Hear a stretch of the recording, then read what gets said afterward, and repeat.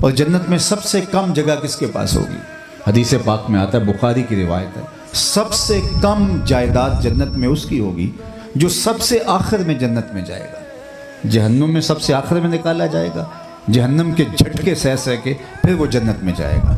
اور حدیث پاک میں آتا ہے جب جہنم سے نکالا جائے گا تو اللہ تعالیٰ اسے فرمائے گا کہ بتا تجھے کیا چاہیے، تو وہ کہے گا مالک مجھے یہ چاہیے۔ اس کی جو آرزویں ہوں گی وہ عرض کرے گا، اللہ فرمائے گا جو تو نے تمنائیں کی جا تجھے عطا کیا، اب جنت میں چلا جا۔ اس کے لیے تو یہ بھی غنیمت ہوگا کہ مجھے جہنم سے نکال لیا گیا۔ اب سایہ دیوار جنت میں جگہ مل جائے تو غنیمت ہے، اور اس کو جنت میں جانے کا کہا جائے گا۔ اور جنت میں اس کو 2 مرلے کا ایک جھونپڑا مل جائے تو غنیمت ہے، جہاں ایک ڈنڈا رکھنے کی قیمت دنیا و مافیہ سے بہتر ہے، تو اسے کہا جائے گا جنت میں چلا جا، اور جنت میں تیرے لیے دنیا سے 10 گنا جگہ ہے۔ تو اسے حیرت کا جھٹکا لگے گا۔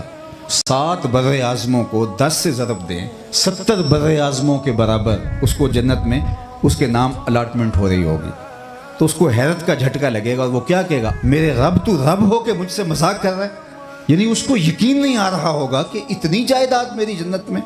حضور اتنا مسکرائے یہ بیان کرتے ہوئے کہ صحابہ نے حضور کی داڑھیں دیکھ لی، کہ اسے حیرت ہو رہی ہوگی کہ میں تو 2 انچ کے لیے دیوار رکھتے ہوئے ہمسائے کے 2 انچ دبا کے جہنم خریدی، اور میرے لیے اتنی جگہ ہے جنت میں جو سب سے آخر میں جا رہا ہے۔ تو وہ کہے گا اتصور وانت المالک، میرے رب تو بادشاہ ہو کے مجھ سے مذاق کر رہا ہے؟ اللہ فرمائے گا یہ مذاق نہیں، یہ حقیقت ہے۔